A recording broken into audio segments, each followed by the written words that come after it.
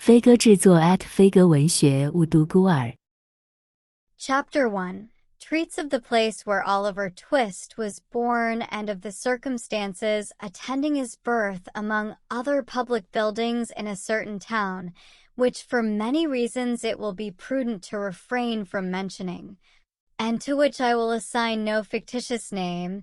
There is one anciently common to most towns, great or small, to wit, a workhouse, and in this workhouse was born, on a day and date which I need not trouble myself to repeat, inasmuch as it can be of no possible consequence to the reader, in this stage of the business at all events, the item of mortality whose name is prefixed to the head of this chapter. For a long time after it was ushered into this world of sorrow and trouble by the parish surgeon, it remained a matter of considerable doubt whether the child would survive to bear any name at all, in which case it is somewhat more than probable that these memoirs would never have appeared, or, if they had, that being comprised within a couple of pages, they would have possessed the inestimable merit of being the most concise and faithful specimen of biography extant in the literature of any age or country. Although I am not disposed to maintain that the being born in a workhouse is in itself the most fortunate and enviable circumstance that can possibly befall a human being, I do mean to say that in this particular instance, it was the best thing for Oliver Twist that could by possibility have occurred. The fact is that there was considerable difficulty in inducing Oliver to take upon himself the office of respiration, a troublesome practice, but one which custom has rendered necessary to our easy existence. And for some time he lay gasping on a little flock mattress, rather unequally poised between this world and the next, the balance being decidedly in favor of the latter.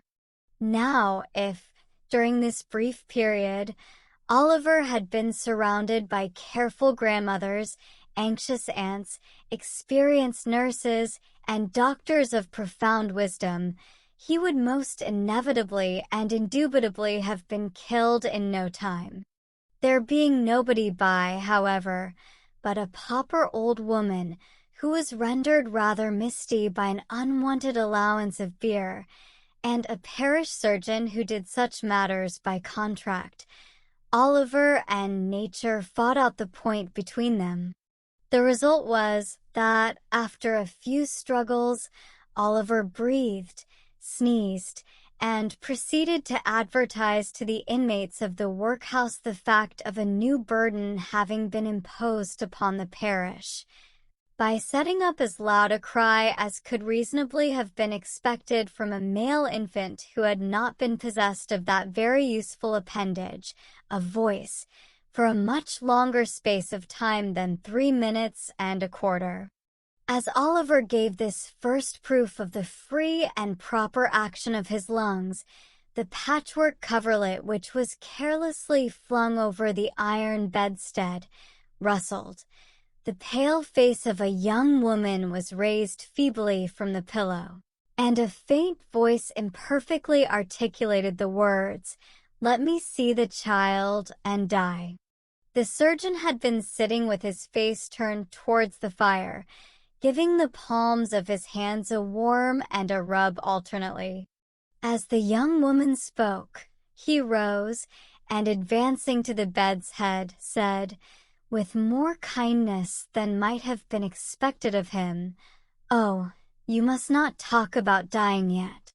"Lord bless her dear heart, no," interposed the nurse, hastily depositing in her pocket a green glass bottle, the contents of which she had been tasting in a corner with evident satisfaction. "Lord bless her dear heart, when she has lived as long as I have, sir, and had 13 children of her own, and all on dead except 2, and them in the workus with me, she'll know better than to take on in that way. Bless her dear heart." Think what it is to be a mother. There's a dear young lamb due. Apparently, this consolatory perspective of a mother's prospects failed in producing its due effect. The patient shook her head and stretched out her hand towards the child. The surgeon deposited it in her arms. She imprinted her cold white lips passionately on its forehead, passed her hands over her face, gazed wildly round, shuddered, fell back, and died. They chafed her breast, hands, and temples, but the blood had stopped forever. They talked of hope and comfort. They had been strangers too long. "It's all over, Mrs. Thingummy," said the surgeon at last. "Ah, poor dear, so it is," said the nurse, picking up the cork of the green bottle, which had fallen out on the pillow, as she stooped to take up the child. "Poor dear. You needn't mind sending up to me. If the child cries, nurse," said the surgeon, putting on his gloves with great deliberation. "It's very likely it will be troublesome. Give it a little gruel if it is." He put on his hat and, pausing by the bedside on his way to the door, added, "She was a good-looking girl, too. Where did she come from?" "She was brought here last night," replied the old woman, "by the overseer's order. She was found lying in the street.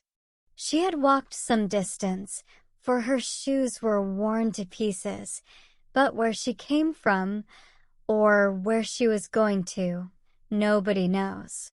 The surgeon leaned over the body and raised the left hand. "The old story," he said, shaking his head. "No wedding ring, I see. Ah, good night." The medical gentleman walked away to dinner, and the nurse, having once more applied herself to the green bottle, sat down on a low chair before the fire and proceeded to dress the infant. What an excellent example of the power of dress young Oliver Twist was! Wrapped in the blanket which had hitherto formed his only covering, he might have been the child of a nobleman or a beggar. It would have been hard for the haughtiest stranger to have assigned him his proper station in society. But now that he was enveloped in the old calico robes which had grown yellow in the same service, he was badged and ticketed, and fell into his place at once, a parish child, the orphan of a workhouse, the humble, half-starved drudge, to be cuffed and buffeted through the world, despised by all, and pitied by none. Oliver cried lustily. If he could have known that he was an orphan, left to the tender mercies of churchwardens and overseers, perhaps he would have cried the louder. Chapter 2 Treats of Oliver Twist's growth, education, and board for the next 8 or 10 months. Oliver was the victim of a systematic course of treachery and deception. He was brought up by hand. The hungry and destitute situation of the infant orphan was duly reported by the workhouse authorities to the parish authorities. The parish authorities inquired with dignity of the workhouse authorities whether there was no female then domiciled in the house who was in a situation to impart to Oliver Twist the consolation and nourishment of which he stood in need.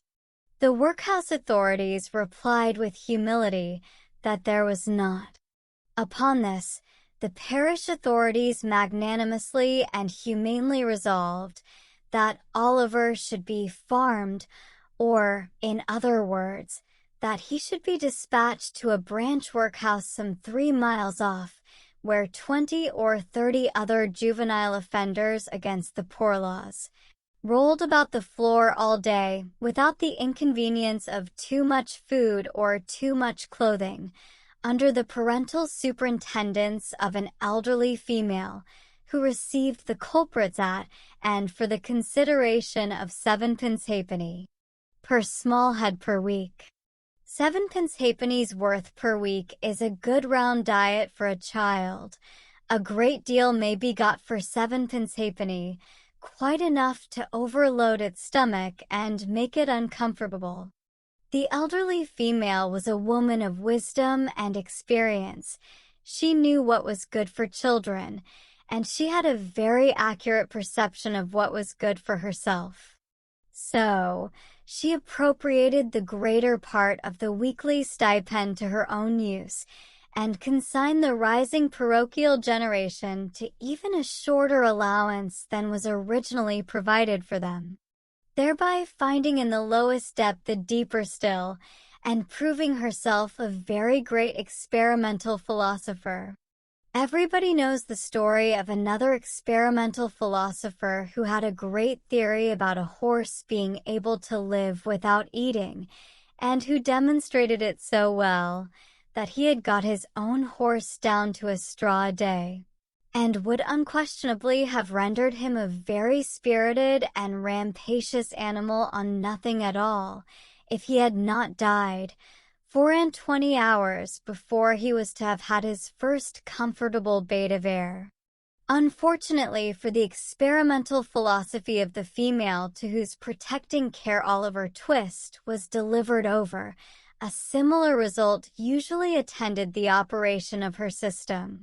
For at the very moment when the child had contrived to exist upon the smallest possible portion of the weakest possible food, it did perversely happen in 8.5 cases out of 10, either that it sickened from want and cold, or fell into the fire from neglect, or got half smothered by accident, in any one of which cases the miserable little being was usually summoned into another world, and there gathered to the fathers it had never known in this.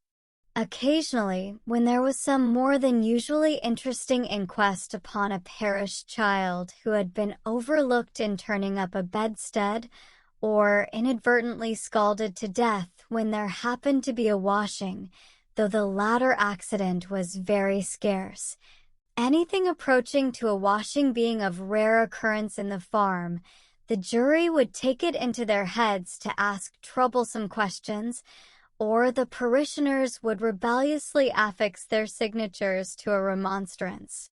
But these impertinences were speedily checked by the evidence of the surgeon and the testimony of the beadle, the former of whom had always opened the body and found nothing inside, which was very probable indeed, and the latter of whom invariably swore whatever the parish wanted, which was very self-devotional.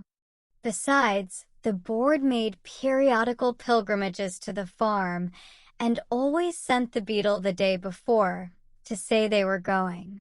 The children were neat and clean to behold when they went, and what more would the people have? It cannot be expected that this system of farming would produce any very extraordinary or luxuriant crop. Oliver Twist's 9th birthday found him a pale, thin child, somewhat diminutive in stature and decidedly small in circumference. But nature or inheritance had implanted a good sturdy spirit in Oliver's breast. It had had plenty of room to expand, thanks to the spare diet of the establishment, and perhaps to the circumstance may be attributed his having any 9th birthday at all. Be this as it may, however, it was his 9th birthday, and he was keeping it in the coal cellar with a select party of 2 other young gentlemen, who, after participating with him in a sound thrashing, had been locked up for atrociously presuming to be hungry, when Mrs. Mann, the good lady of the house, was unexpectedly startled by the apparition of Mr. Bumble, the beadle, striving to undo the wicket of the garden gate. "Goodness gracious! Is that you, Mr. Bumble, sir?" said Mrs. Mann, thrusting her head out of the window in well-affected ecstasies of joy. "Susan, take Oliver and them 2 brats upstairs, and wash 'em directly." My heart alive. Mr. Bumble, how glad I am to see you. Sure ly. Now, Mr. Bumble was a fat man and a choleric, so, instead of responding to this open-hearted salutation in a kindred spirit, he gave the little wicket a tremendous shake, and then bestowed upon it a kick which could have emanated from no leg but a beetle's. Lor, only think, said Mrs. Mann, running out, for the 3 boys had been removed by this time. Only think of that. That I should have forgotten that the gate was bolted on the inside, on account of them dear children. Walk in, sir. Walk in, pray, Mr. Bumble. Do, sir. Although this invitation was accompanied with a curtsy that might have softened the heart of a churchwarden, it by no means mollified the beadle. Do you think this respectful or proper conduct, Mrs. Mann?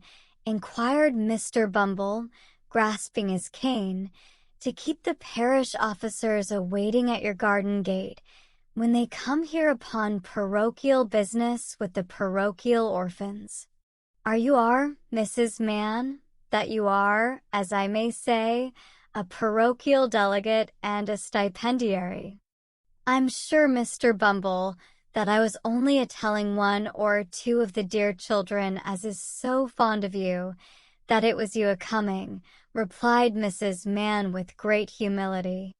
Mr. Bumble had a great idea of his oratorical powers and his importance.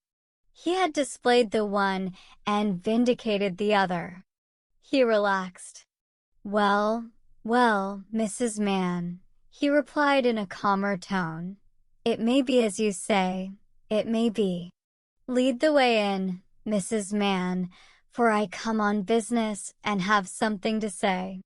Mrs. Mann ushered the beadle into a small parlor with a brick floor, placed a seat for him, and officiously deposited his cocked hat and cane on the table before him. Mr. Bumble wiped from his forehead the perspiration which his walk had engendered, glanced complacently at the cocked hat, and smiled. Yes, he smiled. Beetles are but men, and Mr. Bumble smiled. Now don't you be offended at what I'm a-going to say, observed Mrs. Mann, with captivating sweetness. You've had a long walk, you know, or I wouldn't mention it. Now, will you take a little drop of something, Mr. Bumble? Not a drop. Nor a drop, said Mr. Bumble, waving his right hand in a dignified but placid manner.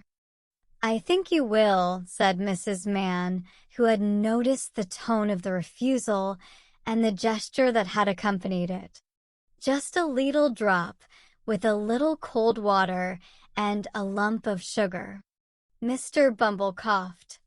Now, just a leetle drop, said Mrs. Mann persuasively. What is it? Inquired the beadle.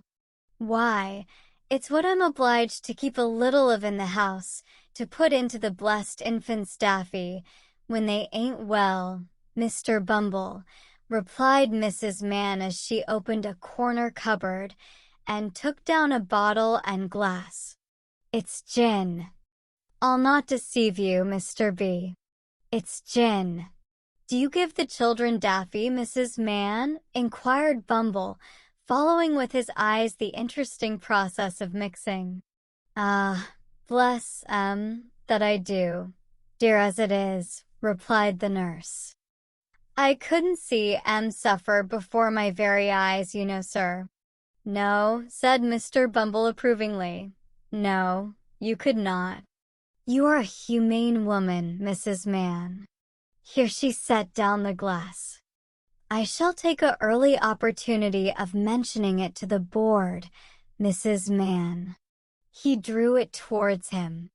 You feel as a mother, Mrs. Mann. He stirred the gin and water.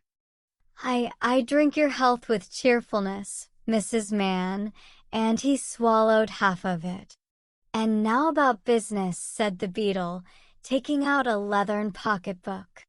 The child that was half-baptized Oliver Twist is 9-year-old today.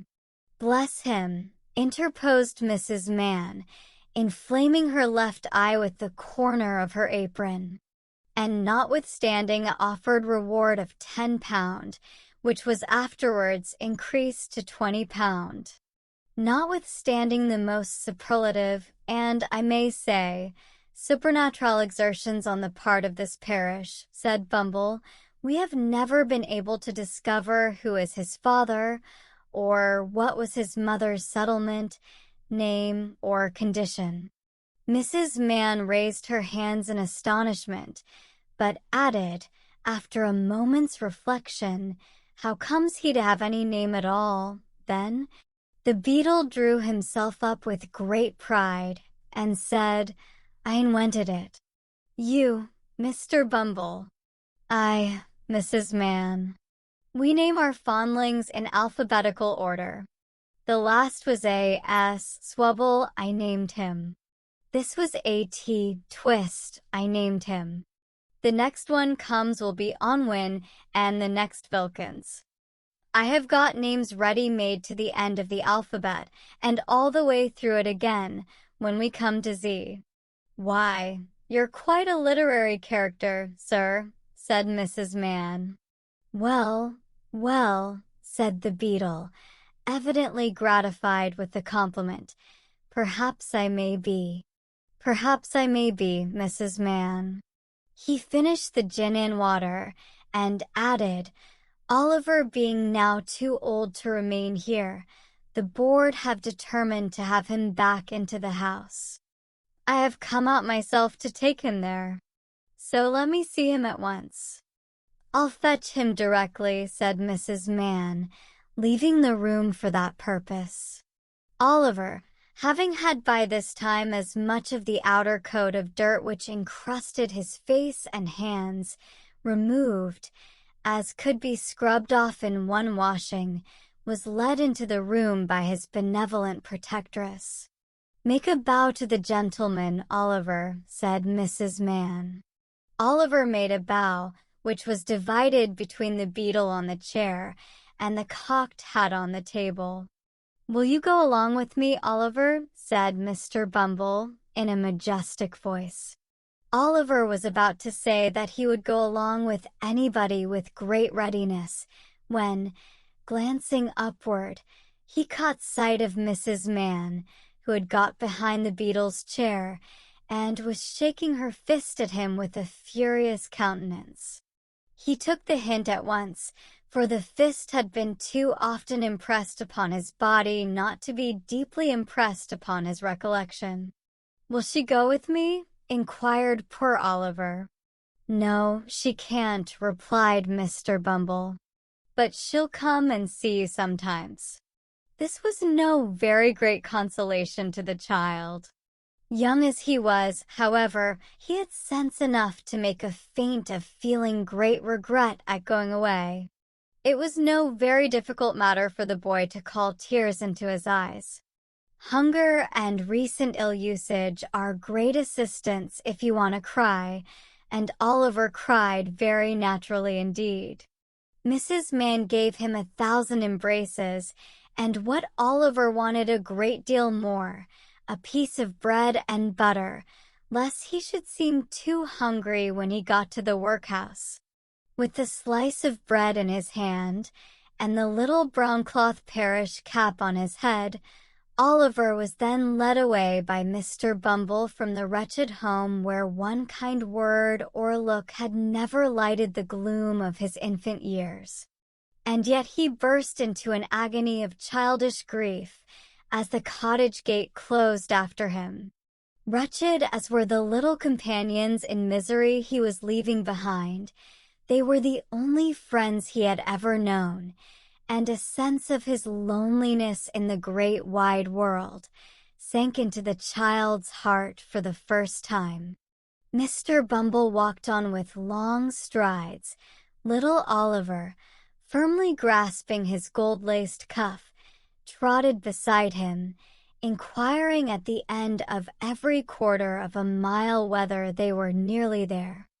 To these interrogations, Mr. Bumble returned very brief and snappish replies, for the temporary blandness which gin and water awakens in some bosoms had by this time evaporated, and he was once again a beetle. Oliver had not been within the walls of the workhouse a quarter of an hour, and had scarcely completed the demolition of a second slice of bread, when Mr. Bumble, who had handed him over to the care of an old woman, returned, and, telling him it was a bored night, informed him that the board had said he was to appear before it forthwith. Not having a very clearly defined notion of what a live board was, Oliver was rather astounded by this intelligence, and was not quite certain whether he ought to laugh or cry.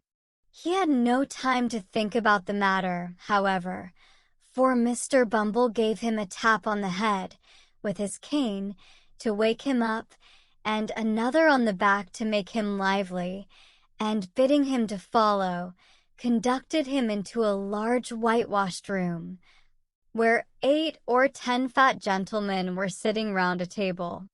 At the top of the table, seated in an armchair rather higher than the rest, was a particularly fat gentleman with a very round, red face. "Bow to the board," said Bumble.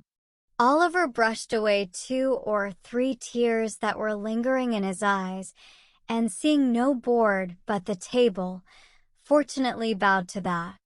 "What's your name, boy?" said the gentleman in the high chair. Oliver was frightened at the sight of so many gentlemen, which made him tremble, and the beadle gave him another tap behind, which made him cry. These 2 causes made him answer in a very low and hesitating voice, whereupon a gentleman in a white waistcoat said he was a fool, which was a capital way of raising his spirits and putting him quite at his ease. "Boy," said the gentleman in the high chair, "listen to me. You know you're an orphan, I suppose?" "What's that, sir?" inquired poor Oliver. "The boy is a fool. I thought he was," said the gentleman in the white waistcoat. "Hush," said the gentleman who had spoken first. "You know you've got no father or mother, and that you were brought up by the parish, don't you?" "Yes, sir," replied Oliver, weeping bitterly. "What are you crying for?" inquired the gentleman in the white waistcoat. And to be sure it was very extraordinary. What could the boy be crying for? "I hope you say your prayers every night," said another gentleman in a gruff voice, "and pray for the people who feed you, and take care of you, like a Christian." "Yes, sir," stammered the boy. The gentleman who spoke last was unconsciously right. It would have been very like a Christian, and a marvelously good Christian too, if Oliver had prayed for the people who fed and took care of him. But he hadn't, because nobody had taught him. "Well, you have come here to be educated and taught a useful trade," said the red-faced gentleman in the high chair. "So you'll begin to pick oakum tomorrow morning at 6 o'clock, added the surly one in the white waistcoat. For the combination of both these blessings in the one simple process of picking oakum, Oliver bowed low by the direction of the beadle, and was then hurried away to a large ward, where, on a rough, hard bed, he sobbed himself to sleep. What a novel illustration of the tender laws of England! They let the paupers go to sleep. Poor Oliver! He little thought, as he lay sleeping in happy unconsciousness of all around him, that the board had that very day arrived at a decision which would exercise the most material influence over all his future fortunes. But they had. And this was it. The members of this board were very sage, deep, philosophical men, and when they came to turn their attention to the workhouse, they found out at once what ordinary folks would never have discovered, The poor people liked it. It was a regular place of public entertainment for the poorer classes, a tavern where there was nothing to pay, a public breakfast, dinner, tea, and supper all the year round, a brick-and-mortar Elysium, where it was all play and no work. "Oh-ho," said the board, looking very knowing. "We are the fellows to set this to rights. We'll stop it all in no time." So, they established the rule that all poor people should have the alternative, for they would compel nobody, not they, of being starved by a gradual process in the house, or by a quick one out of it. With this view, they contracted with the waterworks to lay on an unlimited supply of water, and with a corn factor to supply periodically small quantities of oatmeal, and issued 3 meals of thin gruel a day, with an onion twice a week, and half a roll of sundaes. They made a great many other wise and humane regulations, having reference to the ladies, which it is not necessary to repeat, kindly undertook to divorce poor married people, in consequence of the great expense of a suit in Doctors' Commons, and, instead of compelling a man to support his family, as they had theretofore done, took his family away from him, and made him a bachelor. There is no saying how many applicants for relief, under these last 2 heads, might have started up in all classes of society, if it had not been coupled with the workhouse, but the board were long-headed men, and had provided for this difficulty. The relief was inseparable from the workhouse and the gruel, and that frightened people. For the first 6 months after Oliver Twist was removed, the system was in full operation. It was rather expensive at first, in consequence of the increase in the undertaker's bill, and the necessity of taking in the clothes of all the paupers, which fluttered loosely on their wasted, shrunken forms after a week or 2's gruel. But the number of workhouse inmates got thin as well as the paupers, and the board were in ecstasies. The room in which the boys were fed was a large stone hall, with a copper at one end, out of which the master, dressed in an apron for the purpose, and assisted by 1 or 2 women, ladled the gruel at mealtimes. Of this festive composition each boy had 1 porringer, and no more, except on occasions of great public rejoicing, when he had 2 ounces and a quarter of bread besides. The bowls never wanted washing. The boys polished them with their spoons till they shone again, and when they had performed this operation, which never took very long, the spoons being nearly as large as the bowls, they would sit staring at the copper with such eager eyes, as if they could have devoured the very bricks of which it was composed, employing themselves, meanwhile, in sucking their fingers most assiduously, with the view of catching up any stray splashes of gruel that might have been cast thereon. Boys have generally excellent appetites. Oliver Twist and his companions suffered the tortures of slow starvation for 3 months. At last they got so voracious and wild with hunger that one boy, who was tall for his age, and hadn't been used to that sort of thing, for his father had kept a small cook-shop, hinted darkly to his companions that unless he had another basin of gruel per diem, he was afraid he might some night happen to eat the boy who slept next him, who happened to be a weakly youth of tender age. He had a wild, hungry eye, and they implicitly believed him. A council was held. Lots were cast who should walk up to the master after supper that evening and ask for more, and it fell to Oliver Twist. The evening arrived. The boys took their places. The master, in his cook's uniform, stationed himself at the copper, His pauper assistants ranged themselves behind him. The gruel was served out, and a long grace was said over the short commons. The gruel disappeared. The boys whispered each other and winked at Oliver, while his next neighbors nudged him. Child as he was desperate with hunger and reckless with misery. He rose from the table, and advancing to the master, basin and spoon in hand, said, somewhat alarmed at his own temerity, "Please, sir, I want some more." The master was a fat, healthy man, but he turned very pale. He gazed in stupefied astonishment on the small rebel for some seconds, and then clung for support to the copper.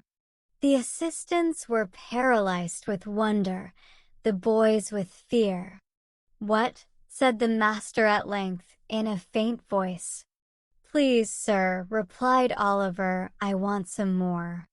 The master aimed a blow at Oliver's head with the ladle, pinioned him in his arm, and shrieked aloud for the beetle. The board were sitting in solemn conclave, when Mr. Bumble rushed into the room in great excitement, and, addressing the gentleman in the high chair, said, "Mr. Limbkins, I beg your pardon, sir. Oliver Twist has asked for more." There was a general start. Horror was depicted on every countenance. "For more," said Mr. Limbkins. "Compose yourself, Bumble, and answer me distinctly. Do I understand that he asked for more after he had eaten the supper allotted by the dietary?" "He did, sir," replied Bumble. "That boy will be hung," said the gentleman in the white waistcoat. "I know that boy will be hung." Nobody controverted the prophetic gentleman's opinion. An animated discussion took place. Oliver was ordered into instant confinement, and a bill was next morning pasted on the outside of the gate, offering a reward of £5 to anybody who would take Oliver Twist off the hands of the parish. In other words, £5 and Oliver Twist were offered to any man or woman who wanted an apprentice to any trade, business, or calling. "I never was more convinced of anything in my life," said the gentleman in the white waistcoat, as he knocked at the gate and read the bill next morning. "I never was more convinced of anything in my life than I am that that boy will come to be hung." As I purpose to show in the sequel whether the white waistcoat gentleman was right or not, I should perhaps mar the interest of this narrative, supposing it to possess any at all, if I ventured to hint just yet. Whether the life of Oliver Twist had this violent termination or no. Chapter 3 relates how Oliver Twist was very near getting a place which would not have been a sinecure for a week after the commission of the impious and profane offense of asking for more. Oliver remained a close prisoner in the dark and solitary room to which he had been consigned by the wisdom and mercy of the board. It appears, at first sight, not unreasonable to suppose that if he had entertained a becoming feeling of respect for the prediction of the gentleman in the white waistcoat, he would have established that sage individual's prophetic character, once and forever, by tying one end of his pocket handkerchief to a hook in the wall and attaching himself to the other. To the performance of this feat, however, there was one obstacle, namely, that pocket handkerchiefs, being decided articles of luxury, had been, for all future times and ages, removed from the noses of paupers by the express order of the board. In council assembled, solemnly given and pronounced under their hands and seals. There was a still greater obstacle in Oliver's youth and childishness. He only cried bitterly all day, and when the long, dismal night came on, spread his little hands before his eyes to shut out the darkness, and crouching in the corner, tried to sleep, ever and anon waking with a start and tremble, and drawing himself closer and closer to the wall, as if to feel even its cold hard surface were a protection in the gloom and loneliness which surrounded him. Let it not be supposed by the enemies of the system that, during the period of his solitary incarceration, Oliver was denied the benefit of exercise, the pleasure of society, or the advantages of religious consolation.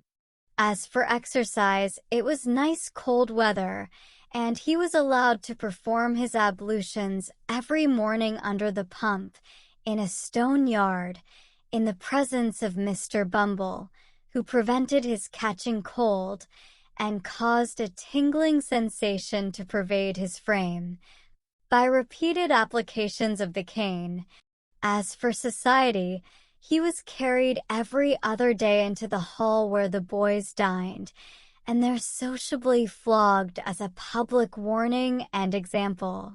And so far from being denied the advantages of religious consolation, he was kicked into the same apartment every evening at prayer time, and there permitted to listen to, and console his mind with, a general supplication of the boys, containing a special clause, therein inserted by authority of the board, in which they entreated to be made good, virtuous, contented, and obedient, and to be guarded from the sins and vices of Oliver Twist, whom the supplication distinctly set forth to be under the exclusive patronage and protection of the powers of wickedness, and an article direct from the manufactory of the very devil himself.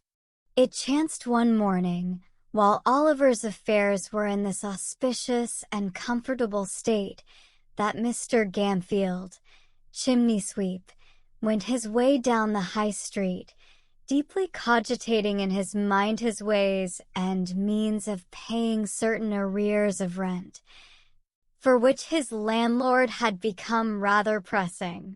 Mr. Gamfield's most sanguine estimate of his finances could not raise them within full £5 of the desired amount, and, in a species of arithmetical desperation, he was alternately cudgelling his brains and his donkey when passing the workhouse. His eyes encountered the bill on the gate. "Oh," said Mr. Gamfield to the donkey. The donkey was in a state of profound abstraction, wondering, probably, whether he was destined to be regaled with a cabbage stalk or two when he had disposed of the 2 sacks of soot with which the little cart was laden. So, without noticing the word of command, he jogged onward. Mr. Gamfield growled a fierce imprecation on the donkey generally, but more particularly on his eyes, and, running after him, bestowed a blow on his head, which would inevitably have beaten in any skull but a donkey's. Then, catching hold of the bridle, he gave his jaw a sharp wrench, by way of gentle reminder that he was not his own master, and by these means turned him round.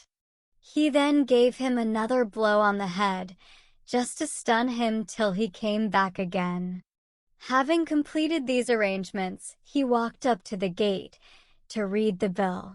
The gentleman with the white waistcoat was standing at the gate with his hands behind him, after having delivered himself of some profound sentiments in the boardroom. Having witnessed the little dispute between Mr. Gamfield and the donkey, he smiled joyously when that person came up to read the bill, for he saw at once that Mr. Gamfield was exactly the sort of Master Oliver Twist wanted. Mr. Gamfield smiled, too, as he perused the document, for £5 was just the sum he had been wishing for, and as to the boy with which it was encumbered, Mr. Gamfield, knowing what the dietary of the workhouse was. Well, knew he would be a nice small pattern, just the very thing for register stoves. So, he spelt the bill through again, from beginning to end, and then, touching his fur cap in token of humility, accosted the gentleman in the white waistcoat. "This here boy, sir, what the parish wants to prentice," said Mr. Gamfield. "Aight, my man," said the gentleman in the white waistcoat with a condescending smile. "What of him?" "If the parish food like him to learn a right pleasant trade, in a good, spectable chimbley sweep in business," said Mr. Gamfield, "I wants a prentice, and I am ready to take him." "Walk in," said the gentleman in the white waistcoat. Mr. Gamfield, having lingered behind, to give the donkey another blow on the head, and another wrench of the jaw, as a caution not to run away in his absence, followed the gentleman with the white waistcoat into the room where Oliver had first seen him. "It's a nasty trade," said Mr. Limbkins, when Gamfield had again stated his wish. "Young boys have been smothered in chimneys before now," said another gentleman. "That's because they damped the straw afore they lit it in the chimbley to make 'em come down again," said Gamfield. "That's all smoke, and no blaze. Various smoke ain't no use at all in making a boy come down, for it only sends him to sleep, and that's what he likes. Boys is wery obstinate and wery lazy, gentlemen, and there's nothing like a good hot blaze to make 'em come down with a run. It's humane too, gentlemen, acause, even if they've stuck in the chimbley, roasting their feet makes 'em struggle to hextricate theirselves." The gentleman in the white waistcoat appeared very much amused by this explanation, but his mirth was speedily checked by a look from Mr. Limbkins.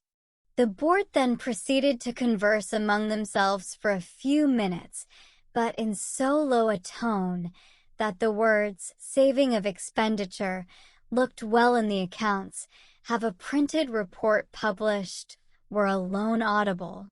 These only chanced to be heard, indeed, or account of their being very frequently repeated with great emphasis. At length the whispering ceased, and the members of the board, having resumed their seats and their solemnity, Mr. Limbkins said, "We have considered your proposition, and we don't approve of it." "Not at all," said the gentleman in the white waistcoat. "Decidedly not," added the other members. As Mr. Gamfield did happen to labor under the slight imputation of having bruised 3 or 4 boys to death already, it occurred to him that the board had, perhaps, in some unaccountable freak, taken it into their heads that this extraneous circumstance ought to influence their proceedings. It was very unlike their general mode of doing business, if they had, but still, as he had no particular wish to revive the rumor, he twisted his cap in his hands and walked slowly from the table. "So you won't let me have him, gentlemen?" said Mr. Gamfield, pausing near the door. "No," replied Mr. Limbkins, "at least, as it's a nasty business, we think you ought to take something less than the premium we offered." Mr. Gamfield's countenance brightened, as, with a quick step, he returned to the table, and said, "What'll you give, gentlemen? Come, don't be too hard on a per man. What'll you give?" "I should say £3.10 was plenty," said Mr. Limbkins. "10 shillings too much," said the gentleman in the white waistcoat. "Come," said Gamfield, "say £4, gentlemen. Say £4, and you've got rid of him for good and all." "There, £3.10, repeated Mr. Limbkins firmly. "Come, I'll split the difference, gentlemen, urged Gamfield. £3.15. Not a farthing more, was the firm reply of Mr. Limbkins. You're desperate hard upon me, gentlemen, said Gamfield, wavering. Pooh! Pooh! Nonsense, said the gentleman in the white waistcoat. He'd be cheap with nothing at all, as a premium. Take him, you silly fellow. He's just the boy for you. He wants the stick, now and then. It'll do him good, and his board needn't come very expensive, for he hasn't been overfed since he was born. Ha! Ha! Ha!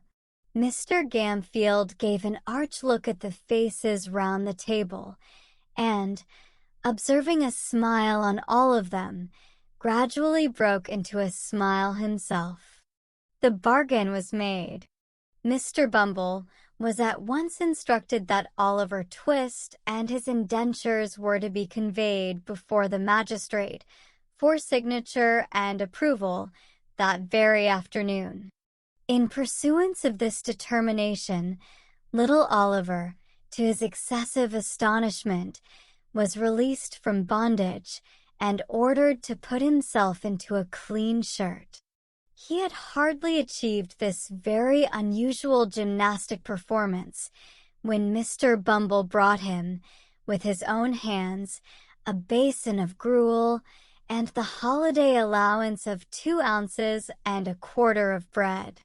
At this tremendous sight, Oliver began to cry very piteously, thinking, not unnaturally, that the board must have determined to kill him for some useful purpose, or they never would have begun to fatten him up in that way.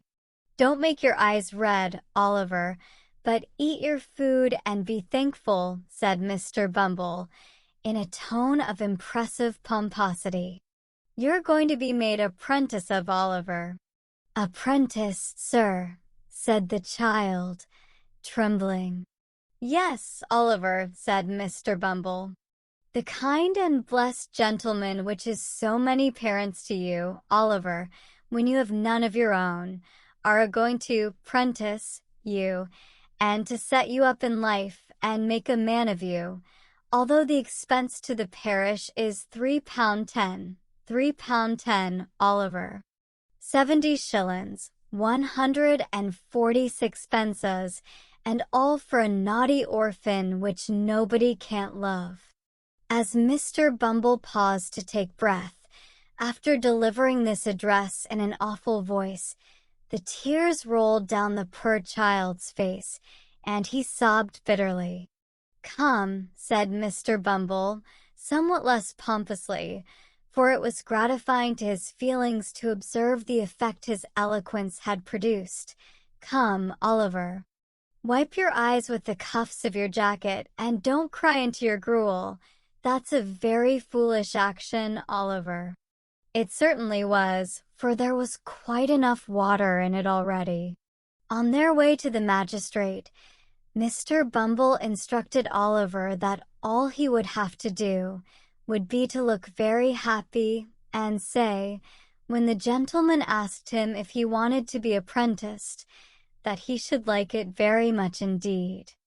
Both of which injunctions Oliver promised to obey, the rather as Mr. Bumble threw in a gentle hint that if he failed in either particular, there was no telling what would be done to him.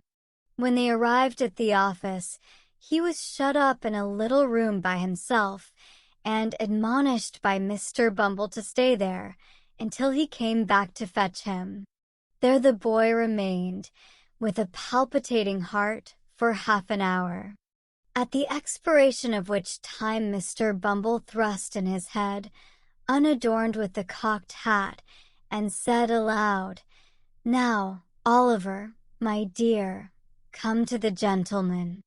As Mr. Bumble said this, he put on a grim and threatening look, and added, in a low voice, Mind what I told you, you young rascal.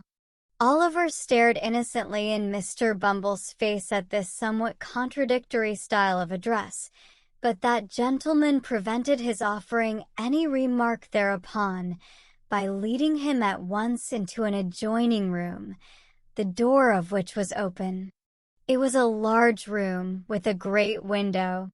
Behind a desk sat two old gentlemen with powdered heads, one of whom was reading the newspaper, while the other was perusing, with the aid of a pair of tortoise-shell spectacles, a small piece of parchment which lay before him.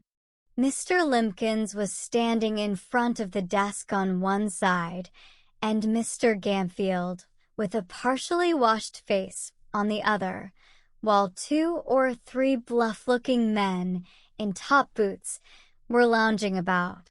The old gentleman with the spectacles gradually dozed off over the little bit of parchment, and there was a short pause after Oliver had been stationed by Mr. Bumble in front of the desk.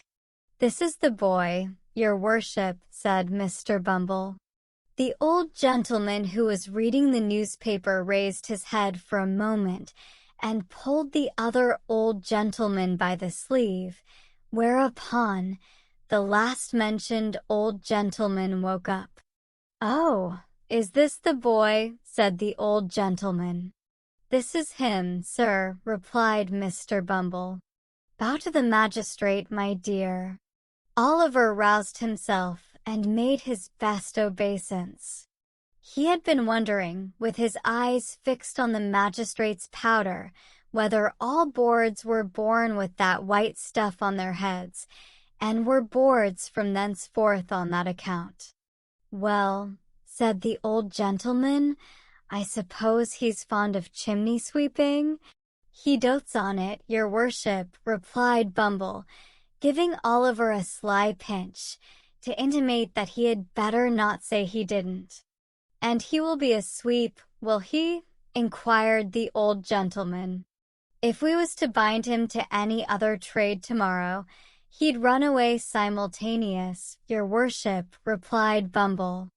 "And this man that's to be his master, you, sir, you'll treat him well, and feed him, and do all that sort of thing, will you?" said the old gentleman.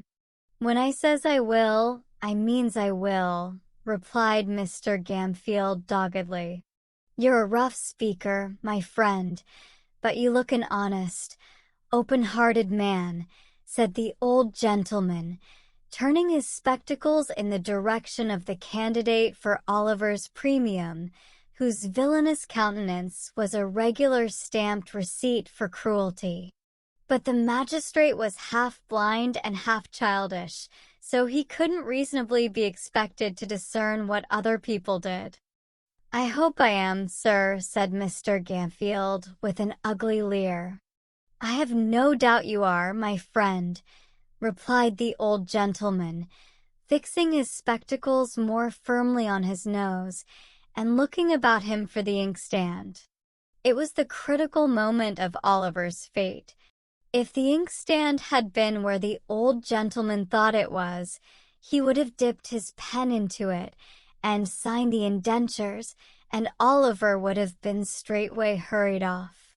But as it chanced to be immediately under his nose, it followed, as a matter of course, that he looked all over his desk for it, without finding it, and happening in the course of his search to look straight before him, his gaze encountered the pale and terrified face of Oliver Twist, who, despite all the admonitory looks and pinches of Bumble, was regarding the repulsive countenance of his future master with a mingled expression of horror and fear, too palpable to be mistaken, even by a half. "Blind magistrate." The old gentleman stopped, laid down his pen, and looked from Oliver to Mr. Limbkins, who attempted to take snuff with a cheerful and unconcerned aspect. "My boy," said the old gentleman, "you look pale and alarmed. What is the matter?" Stand a little away from him, Beetle, said the other magistrate, laying aside the paper and leaning forward with an expression of interest. Now, boy, tell us what's the matter. Don't be